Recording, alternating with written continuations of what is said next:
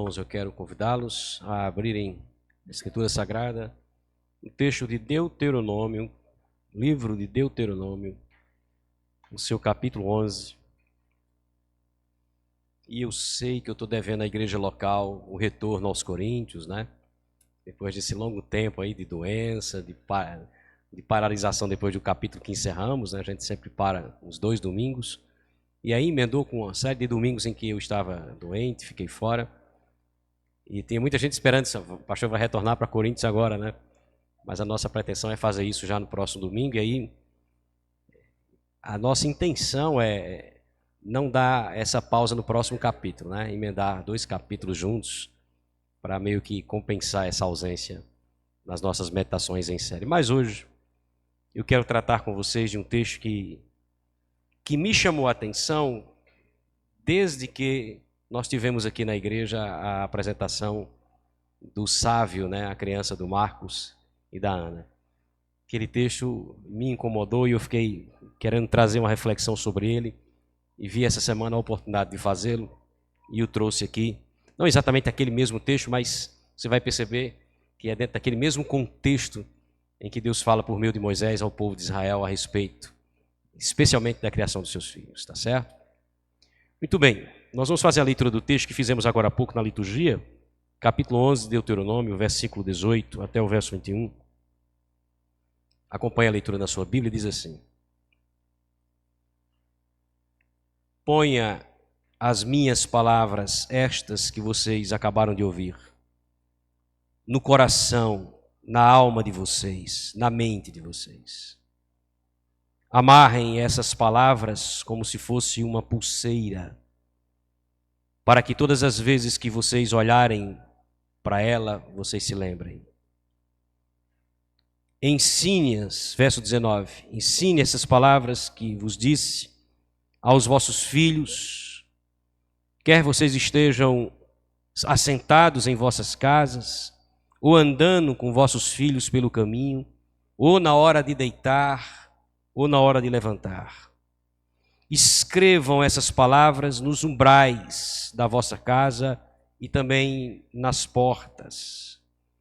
Verso 21, para que se multipliquem os vossos dias e também os dias dos vossos filhos na terra de Canaã, a terra que o Senhor, sob juramento, prometeu dar aos vossos pais. E sejam tão numerosos os vossos dias como os dias do céu acima da terra. Amém. O livro de Gênesis é o primeiro livro da Bíblia, como vocês bem sabem.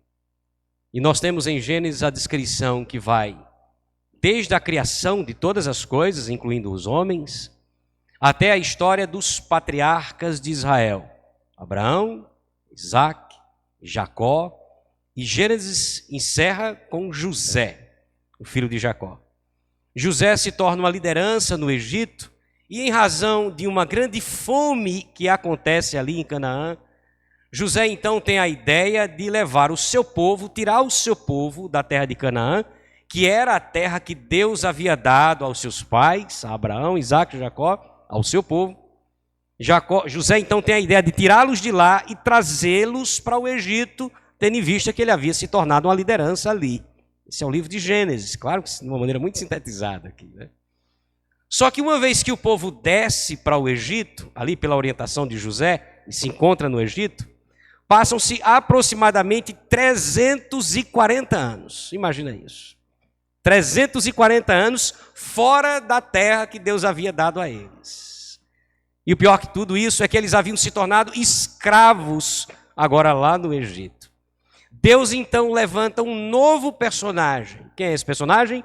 Moisés. E através de Moisés, o que é que Deus vai fazer? Vai tirá-los da escravidão, tirá-los da terra do Egito e levá-los de volta para casa. Levá-los de volta para Canaã. Lembrando que uma vez que eles saíram de Canaã e passaram 340 anos fora daquele lugar, outros povos já tomaram posse da terra que era deles. Mas aí, por meio de Moisés, Deus tira o povo e retorna para Canaã. Começa a fazer a jornada de volta para casa. Temos o livro de Êxodo. Só que esse povo que passou 340 anos aproximadamente no Egito, não conhece mais o Deus dos seus pais. Eles não conhecem mais o Deus de Abraão, de Isaac, de Jacó, nem de José. Eles estão acostumados com os falsos deuses do Egito. Eles precisam conhecer Javé. O que é que Moisés faz então? Ao invés de Moisés subir de volta para Canaã com eles, Moisés desce aos pés do Monte Sinai para apresentá-los a Deus. E ali, uma vez nos pés do Monte Sinai, Deus diz àquele povo como eles têm que obedecê-lo por meio dos mandamentos e da lei. Ali também aos pés do Monte Sinai, Deus dá orientações àquele povo sobre como eles têm que cultuá-lo por meio dos rituais e das cerimônias. Nós temos o livro de Levítico. Agora o povo está pronto para subir para Canaã. Começa uma longa jornada no deserto de Parã, em direção à terra que Deus havia dado aos seus pais. Entretanto, aquele era um povo pecador, rebelde, teimoso, murmurador, diferente da igreja batista em Bodocongó. O que vocês viram, gente? Façam isso não. Mas essa era uma realidade. E aquele era o povo de Israel. Então Deus decide discipliná-los, castigá-los, para dizer para ser mais direto.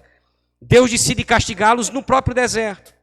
E faz com que aquela geração, ao invés de curtir uma viagem mais curta para Canaã, passe 40 anos peregrinando no deserto. 40 anos.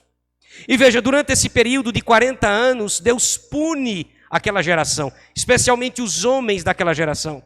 Aqueles homens que saíram com Moisés do Egito e que estavam em idade militar, na idade para entrar e retomar a terra. Todos eles perecem no deserto durante esses 40 anos. Restando apenas Josué, Calebe e Moisés daquela geração de homens.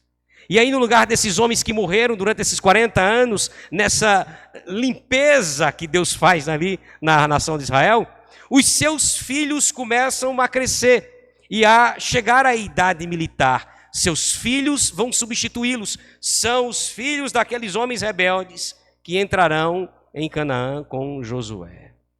Nós temos o livro de Números. Mas aí tem um outro problema. Esses filhos, eles não estavam aos pés do Monte Sinai com os seus pais. Eles não ouviram Moisés trazendo aos seus pais a lei de Deus, os mandamentos, a instrução do Senhor. Se faz necessário agora para essa nova geração que está prestes a entrar em Canaã, trazer novamente a lei ao coração deles. Nós temos que livro? Deuteronômio. Qual o significado disso? A segunda lei, ou a releitura da lei. Veja, volte algumas páginas, o capítulo 5, e olha o título que foi dado ao capítulo 5. Capítulo 5, o título que é dado acima é A Repetição dos 10 Mandamentos. Só para que você entenda isso. Então veja, meu irmão, aquela nova geração que retomaria a terra de Canaã precisava reformar a vida e a vida de suas famílias sobre esse novo alicerce. Eles precisavam estar preparados para entrar nessa nova terra, mas para que isso acontecesse de uma forma eficaz, eles precisavam seguir essas instruções do Senhor. Esse era o alicerce deles, essa era a base. E como eu vos disse, eu quero pegar carona nesse texto magnífico, que é o texto que eu trago essa noite para a gente pensar, para pensar com vocês sobre o tema que nos foi dado. Um princípio a ser seguido. Eu não sou muito de fazer repetições aqui na nossa igreja, mas como não está aí posto no seu boletim, de forma didática, vamos repetir o tema aqui para a gente lembrar dele. Um princípio... Foi fraco. Um princípio... Muito bem. Veja só. Deus faz uso do profeta Moisés como um porta-voz para falar ao povo. E Deus, por meio de Moisés, diz ao povo, olha, para que vocês consigam entrar na terra de Canaã, para que vocês consigam reconquistar essa terra, vencer aquelas pessoas que estão ali e tomar de volta aquilo que de fato eu tinha dado a vocês, vocês vão precisar, escute isso, obedecer aos meus mandamentos. Olha o verso 8, que é que ele diz no capítulo 11. Guardai, pois, todos os mandamentos que hoje eu te ordeno, para que sejais fortes, para que entreis, para que possais possuir a terra para onde vos dirigis. Perceba?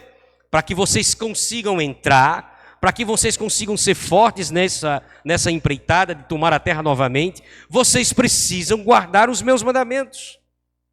E mais, vocês precisam guardar os meus mandamentos para que uma vez que vocês retomarem essa terra, consigam viver bem com seus filhos aí. Não é só guardar os mandamentos para conseguir entrar, mas é guardar os mandamentos para conseguir se preservar ali dentro. Olha o que ele diz no verso 9. Guardai, pois, todos os meus mandamentos, ele diz no verso 8, pula para o 9. Para que prolongueis os dias na terra, que o Senhor, sob juramento, prometeu dar a vossos pais e à sua descendência. Olha como ele encerra. Uma terra que mana leite e mel. Então, primeira coisa, vocês vão entrar na terra, vocês precisam guardar os mandamentos, para que vocês consigam entrar nessa terra novamente. E uma vez que vocês fizerem isso, uma vez que vocês conseguirem reconquistar a terra, guarde os mandamentos, para que vocês consigam se preservar ali dentro, nessa terra que não é qualquer terra. Como ele descreve de uma maneira simbólica, é uma terra que mana leite e mel. Ele está fazendo comparação. Ele quer dizer, olha, essa terra que está preparada para vocês é uma terra diferente do Egito, de onde vocês vieram. Porque a terra do Egito, de onde vocês vieram, era uma terra que vocês precisavam plantar e precisavam regar a plantação de vocês. É uma terra para que a plantação pudesse vingar, vocês precisavam ir para lá e para cá a pé, trazendo a água para plantar, para regar essas plantas. Olha o que é que ele diz no verso 10. Porque a terra que passais a possuir, essa terra que Deus havia prometido, não é como a terra do Egito de onde saístes, em que semeáveis a vossa semente e com o pé a regáveis, como se ela fosse o quê? Isso é uma plantação, isso é uma horta. Ele está fazendo uma comparação, ele está diminuindo a terra do Egito, está dizendo, olha, a terra que está preparada aí esperando por vocês, para vocês retomarem, não é como aquela terra do Egito, fraca terra do Egito. Uma terra que vocês precisam estar regando a plantação de vocês. Por que ela não é assim? A terra de vocês chove. Olha o verso 11. Mas a terra que passais a possuir é terra de montes e de vales. Da chuva dos céus beberá as águas. Que bonito, não é? A terra de vocês chove. Agora, há um detalhe aqui nesse texto que é esplendoroso. Antes da gente entrar no verso mais bonito, na minha opinião. É que você percebe que Moisés, ele descreve os elementos naturais para que essa chuva fosse uma chuva corriqueira. Você percebeu no texto? Veja novamente, verso 11. A terra que passais a possuir, aí ele apresenta quais são os elementos. Por que essa terra chove? Ele apresenta elementos naturais. Ele diz assim, é uma terra de montes e de vales. Não é aquele deserto lá do Egito. Aqui há montes, há vales, aqui há chuva. Entretanto, mesmo tendo apresentado os elementos naturais, você sabe por que essa terra tem chuvas corriqueiras, regulares? Você sabe por que essa terra mana leite e mel? Você sabe por que esse crescente fértil, que é essa terra de Canaã, é uma terra abençoada? Porque Deus é quem cuida dessa terra. Olha o próximo verso, o mais belo do texto. Verso 12. Terra de que cuida o Senhor vosso Deus. Olha que lindo ele vai dizer agora. Os olhos do Senhor vosso Deus estão sobre essa terra como o tempo todo. Olha a descrição final que ele faz, como que explicando. Desde o princípio do ano até o tempo todo, Deus está de olho nessa terra. Não é como a terra desprezada do Egito, é uma terra que Deus cuida. Ela não chove só por causa dos vales e dos montes, ela chove porque Deus faz chover nessa terra. Os comentaristas dizem que Moisés faz isso de fato para trazer ao coração dessa nova geração a alegria e o desejo de entrar na terra. A expectativa, imagina isso. 40 anos peregrinando no deserto, num lugar que não é seu, na seca, mantido por Deus ali. Mas agora a promessa é que vocês vão entrar na terra que é de vocês. E que não é qualquer terra, vai ser maravilhoso. Eu fico imaginando aqui Moisés citando isso ao povo e as pessoas comentando entre si, não é? Poxa, como vai ser maravilhoso, a expectativa muito grande. Só que, para que isso aconteça, há apenas uma orientação do Senhor, uma orientação, irmãos. E aí Moisés repete o princípio que ele havia dito no verso 8, ele repete no verso 13. Veja o que é que ele diz. A única coisa que ele pede deles: se diligentemente obedeceres aos meus mandamentos que hoje vos ordeno, de amar o Senhor vosso Deus e de o servir de todo o vosso coração e de toda a vossa alma. E aí o resto do texto ele vai dizer assim: então isso vai acontecer. Eu vou cuidar de vocês. Mas vocês precisam guardar esse princípio do verso 13. O verso 13, decore isso, que vai, toda a nossa devocional a gente vai estar falando disso. O verso 13 é o princípio que a gente precisa guardar aqui. Perceba, os israelitas precisavam fazer 3 coisas: obedecer a Deus, amar o Senhor e servi-lo de todo o coração. Se isso acontecesse, Deus os abençoaria o tempo todo. Por que isso? E aprenda, por favor. Porque obedecer os mandamentos, amar a Deus e servi-lo de todo o coração é o princípio para uma vida feliz, segundo a Escritura. Eu vou repetir isso para que a gente não esqueça nunca mais. Guardar os mandamentos, amar a Deus e servi-lo de todo o coração é o princípio para uma vida feliz aqui nesse mundo. Hoje, meus irmãos, por meio daquilo que Jesus fez por nós na cruz do Calvário, nós, por meio dessa fé em Cristo, naquilo que Ele fez por nós, nós que cremos em Jesus como Senhor e Salvador das nossas vidas, nós estamos vivendo a mesma aliança com Deus. A mesma aliança com Deus, uma nova aliança com Deus, para ser mais preciso. A gente precisa entender que nós já estamos aqui hoje celebrando a certeza da nossa salvação. Eu me refiro àqueles que estão aqui e que já entendem Jesus como Senhor e Salvador de suas vidas. Por causa do que Cristo fez na cruz do Calvário, nós é que somos hoje o povo da aliança. E nós podemos assim afirmar sem ter nenhum problema com isso. Nós somos o verdadeiro Israel de Deus dos nossos dias. E veja, enquanto o céu não chega para nós, enquanto a eternidade, que é a nossa Canaã, não chega para nós, haverão momentos difíceis em nossa peregrinação nesse mundo, que é o nosso deserto. Você está entendendo o paralelo, não é? Esse mundo é o nosso deserto, e aqui nós passaremos por muitas dificuldades, aguardando essa Canaã celeste que nos espera. Isso é um fato. Mas mesmo assim, mesmo vivenciando experiências tão negativas aqui e ali, eu posso, e você também, experimentar, junto com a minha família, escute isso, de uma alegria que é incircunstancial, que não depende das circunstâncias. Eu posso experimentar isso junto com a minha família, mesmo enquanto eu estou aqui, como pessoa da nova aliança, vivendo essa peregrinação no deserto que é o meu mundo e aguardando a Canaã, que é o céu que me espera. Mas eu posso vivenciar isso. Aí vem a pergunta: como é que eu posso vivenciar essas coisas? Seguindo o princípio que eu encontrei aqui no verso 13. Como é que eu vivo isso? Obedecendo os mandamentos, quando eu busco amar a Deus e quando eu busco servi-lo de todo o coração.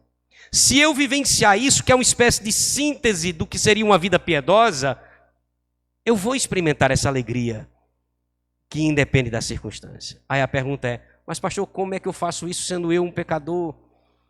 Porque quando eu disse aqui que o povo de Israel era um povo teimoso, e você se identificou, né? Eu vi pelo seu sorriso aí que você se identificou com essa teimosia e esse pecado. Então, como a gente pode superar isso e experimentar, viver esse princípio? Você olha para isso, meu Deus, eu já entendi o princípio do verso 13. Eu preciso buscar obedecer a Deus, obedecer os seus mandamentos, amá-lo e servi-lo de todo o coração. Mas como é que eu faço isso? Como é que eu alcanço essa vida piedosa? Aí o texto que a gente leu lá no início, que foi o texto da nossa liturgia, nos ensina pelo menos 2 passos que a gente precisa dar para que isso aconteça. Vamos a eles? Primeira coisa: guarde cuidadosamente as instruções do Senhor. Eu repito, guarde cuidadosamente as instruções do Senhor. Olha o verso 18, o que é que ele diz? Ponde, pois, estas minhas palavras no vosso coração e na vossa alma. atai-as por sinal na vossa mão, para que estejam por frontal entre os olhos. Moisés nos diz pelo menos duas grandes coisas aqui, irmãos. A primeira delas é que essa mudança de vida que eu preciso experimentar e que eu desejo ver também na minha família, essa mudança precisa começar com quem? Comigo. Você viu ele dizendo isso no texto? Veja novamente. Ponha, pois, as minhas palavras no seu coração. Antes de querer ensinar aos seus filhos, antes de querer ensinar a sua família, antes de querer ensinar a sua igreja, seja você ensinado pelo Senhor e por essas palavras. É o que ele está dizendo. Porque eu sei que é o seu desejo ver seus filhos, seus parentes, seus amigos, sua família, sua igreja, completamente vivendo o princípio do verso 13. Não é o seu desejo? Já imaginou os pais que aqui têm filhos descrentes, os filhos que têm pais descrentes, irmãos descrentes, amigos descrentes? Ô, pastor, como eu queria ver essas pessoas vivendo o verso 13, obedecendo os mandamentos, lutando para amar o Senhor, para servi-lo de todo o coração. Mas isso tem que começar com você, é o que o texto está dizendo. Antes de desejar ver isso na vida dele, seja você ensinado pelo Senhor. Que essa reforma, que essa mudança comece na sua vida. Você, por exemplo, como um pai cristão que você é, como você tem vivido sua vida como um pai crente? Será que você é o pai que a Escritura diz que você tem que ser?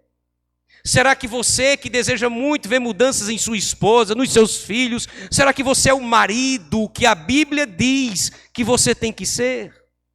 Será que você que espera ver mudanças no seu esposo é a mulher que a Bíblia diz que você tem que ser? Ou a mãe que deseja ver os filhos convertidos, mas você tem sido a mãe que a Bíblia diz que você tem que ser? Será que você, como um filho ou filha, tem sido de fato o filho ou a filha que a Bíblia descreve que tem que se portar diante dos seus pais, como Deus de fato se agrada? Deixe que você seja primeiro ensinado por Ele. É isso que ele diz. A segunda coisa, nesse mesmo texto, é que a orientação de Moisés, perceba bem no texto, é para que você guarde na sua memória essas instruções. Para que isso não se torne um ensino superficial, você tem que guardar isso. Guarde. Como é que a mãe diz quando tem uma coisa preciosa assim? Meu filho, guarde isso para você não perder, não é? Guarde para não perder. Aqui seria a mesma ideia. Olha que bonito ele diz no texto. Veja novamente o verso 18. Ponde, pois, as minhas palavras aonde, irmãos? No vosso coração, na vossa mente, é o que ele está dizendo quando diz coração e alma aí. Guarde aqui, ó, você tem que ter aqui na sua mente. Você tem que guardar as instruções na mente.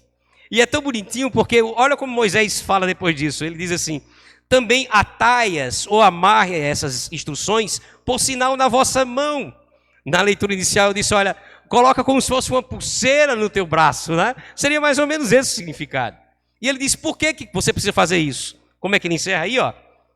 Para que estejam por frontal entre os vossos olhos. Como assim? Para que toda vez que você olhar para aquilo, você lembre. Em outras palavras, não se esqueça. E por que Moisés faz questão de dizer isso? Lembrando que é Deus que está aqui falando por meio de Moisés, não é? Não se esqueça. Trabalhe isso na sua memória, guarde isso no seu coração. Por que isso? Eu lhe digo. Porque nós temos um péssimo problema de memória, irmãos. Temos. Eu quero dar alguns exemplos aqui. Alguns exemplos que eu já dei aqui na igreja em outros momentos. Primeiro, o reverendo John Stott, que era um bispo anglicano. O John Stott, ele, como anglicano, ele gostava de usar uma cruz pendurada no pescoço. Um pouquinho maior do que a do Arthur. Cadê o Arthur? Um pouquinho maior do que a do Arthur. Né? E uma vez ele foi indagado, John Stott já faleceu, mas ele foi indagado por uma americana, foi entrevistá-lo, uma missionária americana, que perguntou a ele, John Stott, por que o senhor usa essa cruz no pescoço? E aí ele percebeu que ela tinha uma aliança no dedo esquerdo, era mulher casada, e disse assim, por que você usa essa aliança no seu dedo esquerdo? E ela respondeu, para lembrar do meu compromisso com meu marido. E o doutor Stott olhou e disse, está aí, para lembrar. é como quem não consegue lembrar, né? A gente parece que esquece. Outro exemplo que eu quero dar é que há muitos anos atrás, uns bons anos atrás, muitos não, para não ficar ruim para mim, mas há uns bons anos atrás, eu me lembro de um colega que havia se convertido e ele tinha um passado muito complicado, havia sido um homem muito cheio enfim, de um comportamento não muito bacana, não muito justo. E nós ficamos assim meio que suspeitando daquele cidadão, disse, essa conversão, será que é genuína mesmo? Mas eu fiz questão de visitá-lo, né? Eu vou visitar a casa dele, marquei com ele e fui visitá-lo, isso há poucos meses depois da sua conversão. E eu me surpreendi, moço, porque eu entrei na casa dele e em cada ambiente haviam pelo menos 3 cartazes. Cartazes simples, feitos assim com cartolina e com dizeres. E quando eu olhei para os dizeres, eram versos bíblicos. E eu percebi que os versos eram orientações muito privadas, muito particulares, do tipo assim, maridos, amai vossas esposas como Cristo amou a igreja e se entregou por ela. Aí no outro cartaz, não mintais uns aos outros. Aí no outro cartaz, quem mente é filho do diabo. E sempre as referências bíblicas ali. Na mesa tinha um cartaz dizendo assim, não coma sem antes orar. E aí eu me sentei na mesa depois de ver tudo aquilo e disse, meu irmão, para que estudos? Para eu não esquecer. Porque senão eu esqueço.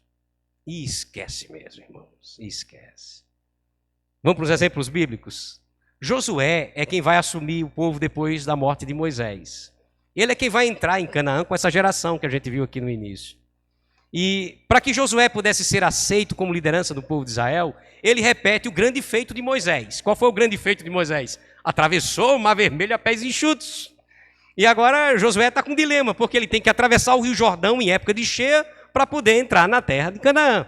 E Deus faz com que Josué repita o mesmo milagre. Ele passa a pés enxutos com o povo, de forma milagrosa, né? E aí o povo entende, esse Josué é aquele cara que vai substituir mesmo Moisés, porque ele repetiu o mesmo feito milagroso de Moisés. Só que depois que Josué chega do outro lado, Deus dá uma ordem a Josué.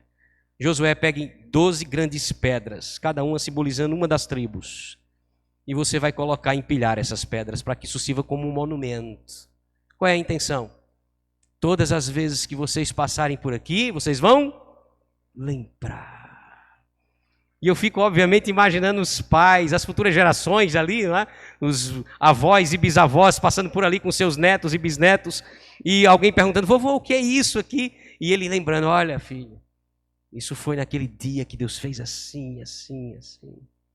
Aí você salta do Antigo Testamento, vem para o Novo Testamento, para a casa de João Marcos, o cenáculo, no dia da ceia, a última ceia de Jesus, quando ele estava prestes a ir ao céu, Jesus parte o pão, depois o cálice, entrega a eles e diz, olha, todas as vezes que vocês estiverem juntos como igreja, participem desse momento. Para que, Jesus? Em memória, em outras palavras, para não esquecer. Por quê? Porque você vai esquecer. Você vai esquecer disso. A gente tem um problema de memória, irmãos. É por isso que o texto aqui é tão bonito, quando Moisés diz assim, olha, guarda no coração, na alma as instruções, amarra como uma pulseira, para que quando você olhe para isso, você lembre, porque você vai esquecer das instruções. E qual a melhor maneira de não esquecer dessas instruções? Aí eu repito, tendo uma vida devocional regular. Você não precisa andar com a cruz no pescoço. Talvez você não precise fazer um monumento. Talvez você não precise fazer cartazes em sua casa. Mas você precisa ter uma vida devocional regular. De leitura na palavra e oração todos os dias. E aí vai a dica de sempre, né? A dica de sempre. Compre um bom devocional. Compre um bom devocional. Compre um caderno. Para que você anote aquilo que você aprender da sua leitura bíblica daquele dia, que o devocional lhe orientou a fazer. Ou para que você anote a própria explicação do devocional. Faça isso todos os dias. Aquilo que você vai anotar é aquilo que Deus falou ao seu coração naquele dia por meio da sua palavra. Compre uma caixa de lápis de cor. Risque uma Bíblia de sua preferência. Aquela que fica em casa, de letras boas para fazer a leitura. Risque. Sabe para quê? Para você chegar no final do ano e ter o prazer de ver o tempo de comunhão sua com o Senhor. Você vai ver como sua alma vai ficar feliz em ver a sua Bíblia colorida, em tentar entender como você foi disciplinado naquilo, como Deus falou a você por meio de sua palavra durante todo um ano, e como você falou com Deus durante todo aquele período por meio de suas orações. Por que fazer isso? Porque se eu quero viver junto com a minha família uma vida que agrade a Deus, eu preciso viver os princípios do verso 13. Quais são eles? Obedecer os mandamentos, amar o Senhor e servi-lo de todo e de todo o coração.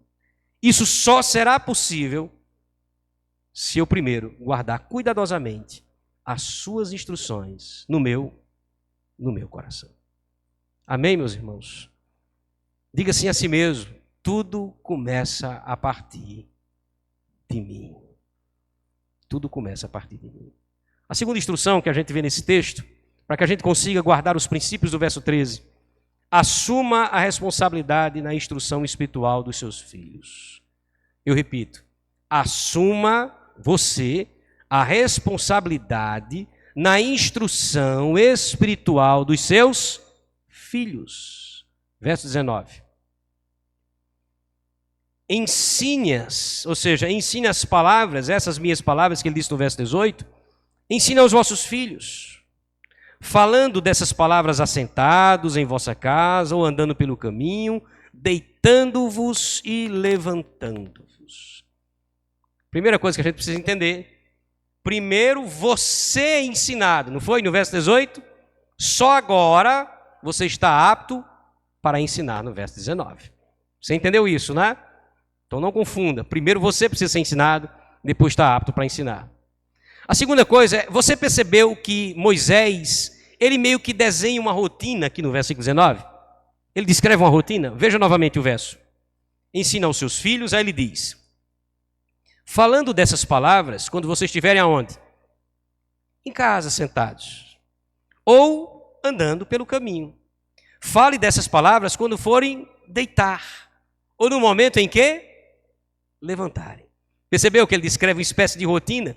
Ou seja, em qualquer lugar, é em casa, não é? Ou no caminho, em qualquer momento, é assentado, é andando, é na hora de dormir, é na hora de acordar. Ele descreve aqui uma espécie de rotina, para dizer uma só coisa: assuma a responsabilidade de ensinar os seus filhos a obedecer aos mandamentos, a amar o Senhor e a servi-lo de todo o coração. Essa responsabilidade é sua. Essa responsabilidade não é, escute isso, não é do seu pastor.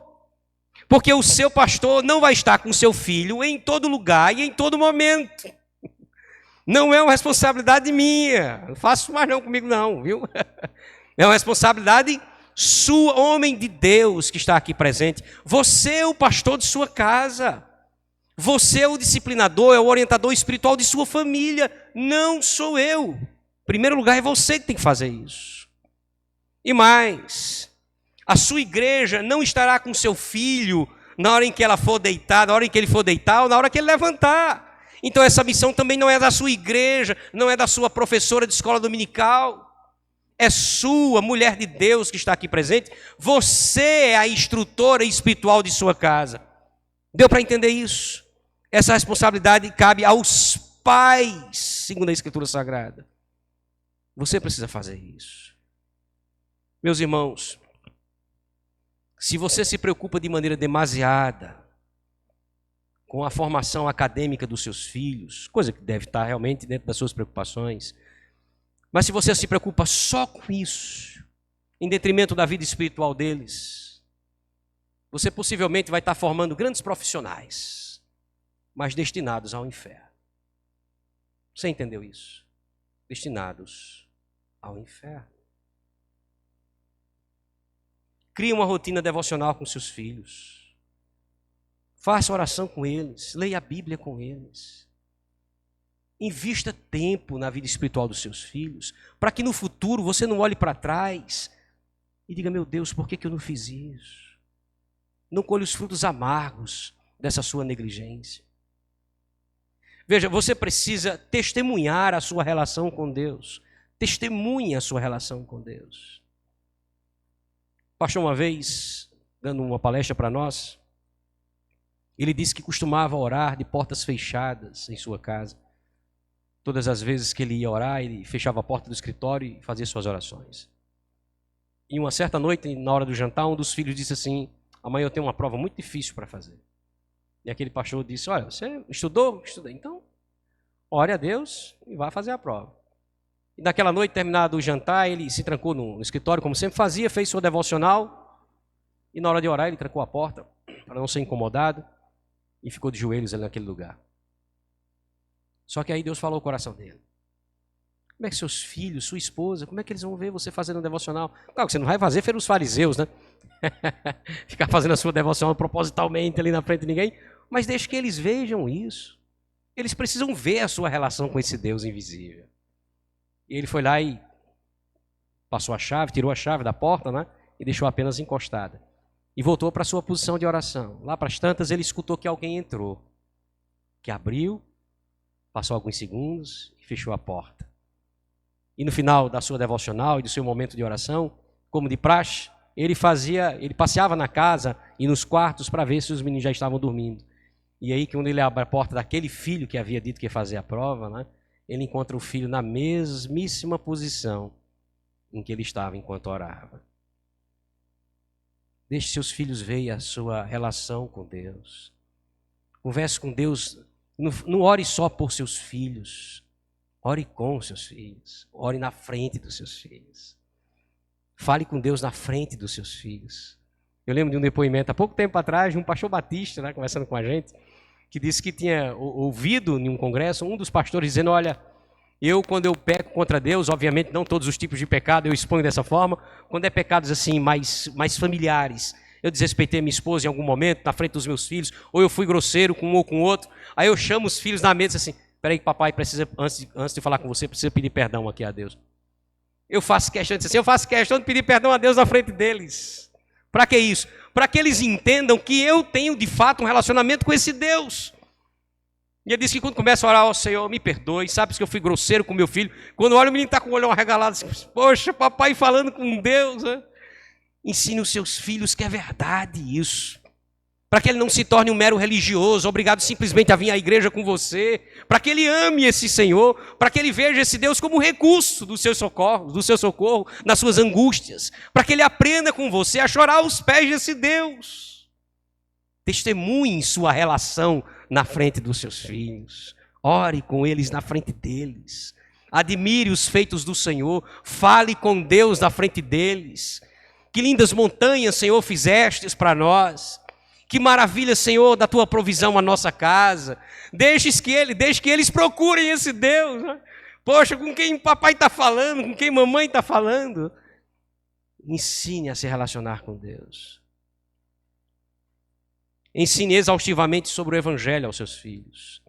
Fale do Evangelho da cruz.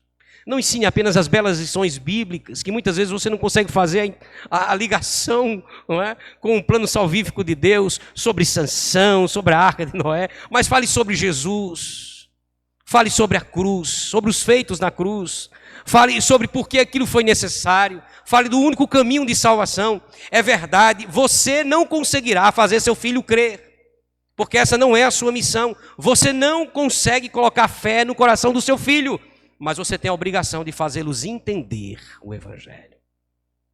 Essa obrigação é sua. Nem é do pastor, nem é da igreja, nem do professor discipulado. Essa obrigação é sua. Faça com que o seu filho entenda o Evangelho. Fazê-lo crer é uma missão do Espírito Santo. Por que isso? Porque se eu quero viver junto com a minha família uma vida que agrade a Deus, eu preciso viver os princípios do verso 13. Quais são esses princípios?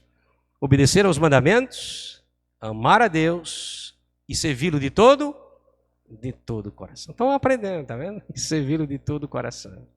E como isso é possível? Acabamos de aprender a segunda lição. Assuma a responsabilidade na instrução espiritual dos seus filhos. Moisés vai encerrar, e eu também, junto com o texto, mas ele vai fazer isso ampliando a nossa responsabilidade, ou o nosso compromisso. Verso 20. Escreva essas palavras nos umbrais da vossa casa e nas vossas portas. A ideia de Moisés é fazer com que toda a sua casa se encaixe ou se encontre nos princípios do verso 13. Falei de novo, vou ter que repetir. Né? Se encontre no princípio do verso 13. Que princípio é esse? Obedeça os mandamentos, ame ao Senhor e sirva-o de todo. A ideia é que toda a sua casa possa ser alcançada por isso. Viva esse sonho. Já pensou que sonho, irmãos? Eu sei que há aqui homens casados com esposas descrentes, mulheres casadas com homens descrentes. Eu sei que aqui há filhos de pais descrentes e pais de filhos descrentes. Eu sei que você tem irmãos de sangue descrentes, pessoas que você muitas vezes são alvos de sua oração pela madrugada, são a razão de suas lágrimas enquanto você ora, de sua tristeza. Eu sei que você tem parentes que você sabe que se morrerem hoje não irão para o céu, não entrarão nessa Canaã prometida por Deus. Eu sei disso. E eu sei que o seu sonho, assim como o meu, é ver todas essas pessoas rendidas ao Senhor, não é? Eu sei que o seu sonho, assim como o meu, é poder descobrir que essas pessoas hoje estão obedecendo aos mandamentos, amando o Senhor e servindo ao Senhor de todo o coração. É o seu sonho e é o meu também. Mas isso só será possível, meus irmãos, se a gente seguir esses princípios aqui. Se eu guardar as instruções do Senhor no meu, se começar em mim essa mudança. E em segundo lugar, se eu assumir a responsabilidade na instrução espiritual dos meus filhos. Veja, a gente está caminhando para o fim. A promessa de Deus para esse povo de Israel, que estava ali prestes a entrar de novo em Canaã, e que agora estavam ouvindo o Senhor falar sobre essas coisas, a promessa dele está no verso 21. E eu não pude deixar esse verso de fora porque ele chega a ser poético, de tão lindo que é. O verso 21 ele diz assim, lembre-se, isso aqui é Deus falando ao povo de Israel, viu? Não é para nós, ao povo de Israel que está prestes a entrar em Canaã. Olha o que ele diz. Para que se multipliquem, ou seja, guarde os princípios do verso 13, né? Para que se multipliquem os vossos dias e os dias dos vossos filhos na terra que o Senhor, sob juramento, prometeu dar aos vossos pais. E sejam tão numerosos esses dias como os dias do céu acima da terra. Que promessa linda, não é? Que promessa linda. Guardem os princípios do verso 13, para que isso aconteça com vocês e com os seus filhos. Aí eu pergunto para encerrar, e quais as implicações ou os efeitos dessa nossa obediência às instruções do Senhor, nós que vivemos essa nova aliança em Cristo? Eu posso dizer a você, fortalecimento da nossa comunhão com Deus, a reforma espiritual da nossa família e a edificação espiritual da nossa igreja. Feche seus olhos, vamos orar.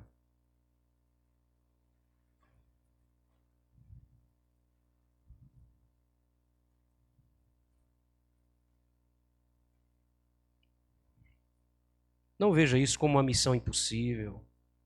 Se fosse impossível, o Senhor jamais nos instruiria sobre isso, irmãos. Jamais. Nós temos o Espírito Santo de Deus que habita em nós, que nos leva a viver aquilo que Ele exige de nós. Passamos a oração do Agostinho, né, do Santo Agostinho. Pai, concede-me o que Tu queres e pede-me o que Tu quiseres. Senhor, como é bom meditar na Tua palavra e descobrir, ó Deus, que o Senhor nos ama tanto, mas tanto, que não nos deixa sem a Tua instrução. O Senhor está sondando os nossos corações essa noite e sabe, ó Deus, que muitos de nós estamos aqui colocando diante de Ti as nossas fraquezas e falhas.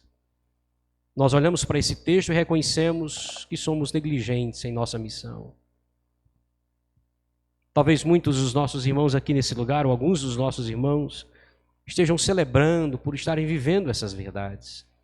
Mas essas verdades são para todos nós. Por isso nós te pedimos em nome de Jesus, nos ajuda.